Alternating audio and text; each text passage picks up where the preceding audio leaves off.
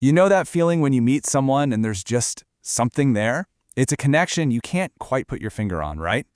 It goes way beyond just how they look or the jokes they tell. Well, Olison Kami A. Ajay argues that this pull is actually something deeply spiritual. So today, we're going to dive into his book, Attraction is Spiritual, to really unpack what that means. I mean, we always hear that attraction is just, biology, some random chemistry, or maybe just dumb luck being in the right place at the right time. But what if that's not the whole story? What if the connections that really shake us, the most powerful ones, are happening on a completely different level, a spiritual one?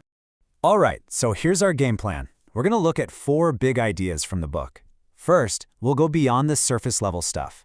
Then, we'll get into the wild science behind these soul connections. After that, we'll talk about why it's so important to guard your heart.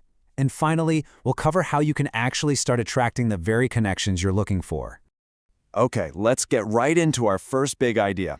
The whole foundation of the book is this: real, lasting attraction. It's not about what you see on the outside. It's a connection of spirits. And the book defines this so well. It's not some floaty, vague concept. It's a deep resonance. Seriously, think about 2 tuning forks. When you strike one, the other one starts vibrating too, right? That's the idea here. It's when your core values, your deepest passions, and your sense of purpose just harmonize with someone else's. And this quote just hits the nail on the head. The author tells this really personal story about a woman named Esther. His friends just didn't get it, but for him, there was this undeniable pull, an unseen force. It's that wild feeling when you meet someone and it's like your spirits already know each other. You just can't explain it with words. So how do we find more of this in our lives? Well, the book lays out some really practical advice. It all starts with your own spiritual center, seeking God first. From there, it's about being really honest with yourself. Why are you drawn to this person? Approaching it with humility is key. And of course, you've got to be open to that quiet guidance that's beyond just your own gut feelings. Okay, now for our second section. And this is where things get really cool. You might be thinking this all sounds a bit philosophical, but the book shows how these spiritual ideas are actually backed up by science. This quote says it all. This isn't just a feeling in your heart. It's something physically happening inside our bodies. Our brains are literally biologically built to form these deep, meaningful bonds. It's in our wiring. And the science is just amazing. When you feel that click with someone, your brain is flooded with oxytocin. That's the love hormone that makes us feel trust and closeness. At the exact same time, you get a rush of dopamine, which is basically your brain's reward system doing a happy dance. It makes you feel incredible and want more of that connection. So yeah, it's not just in your head. It's a whole chemical reaction confirming what your spirit felt from the start. So if our hearts and our brains are so ready to connect, how do we make sure we're connecting with the right things, the right people? Well, that brings us to our third part, the absolute necessity of guarding what the author calls your heart's gateway.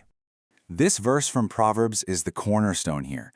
Your heart is the wellspring, the source code for your entire life, your emotions, your relationships. And if that source gets polluted, everything that flows out of it will be too. So guarding your heart isn't about building walls, it's about being a wise gatekeeper for your own inner world.